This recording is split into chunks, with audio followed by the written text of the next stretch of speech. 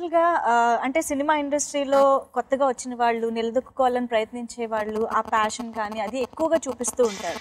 But ఒక success అందులోనూ సరైనోడు లాంటి రేంజ్ సక్సెస్ చూసిన తర్వాత జనరల్గా ఎవరైనా కూడా కొంచెం రిలాక్స్ అయ్యే ఛాన్సెస్ ఉంటాయి.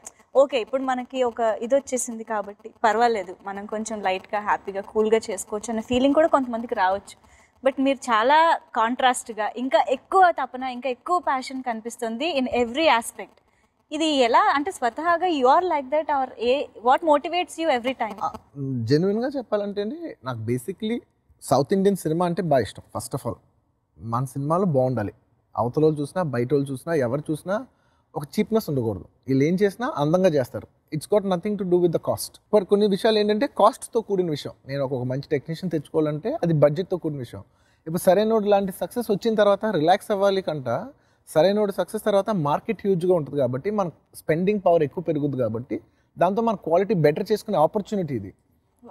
సో నేను ఇది ఆపర్చునిటీగా ఆలోచిస్తున్నాను. This is my opportunity. ఇప్పుడు ఇంత సెట్ చేయడానికి నేను ఇంతకు ముందు అడుగుతాను, నాకు స్తోమత ఉండేది కాదు అప్పుడున్న బడ్జెట్స్కి, అప్పుడున్న లిమిటేషన్స్కి. సో మన బడ్జెట్స్ పెరిగే కొద్దీ మనం ఇంకా బెటర్గా చేసుకుంటానికి అది మన opportunity. So I want to make our budgets better, hour films better, content better and use this as every success as an opportunity to present our self better. అంతే.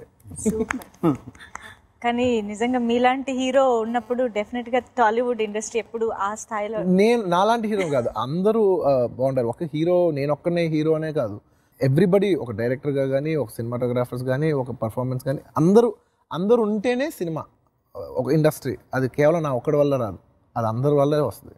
అందరూ బాగుండాలని కోరుకుంటున్నాను. అందరూ బాగుండాలి, డెఫినెట్లీ నేను చాలా బాగుండాలి.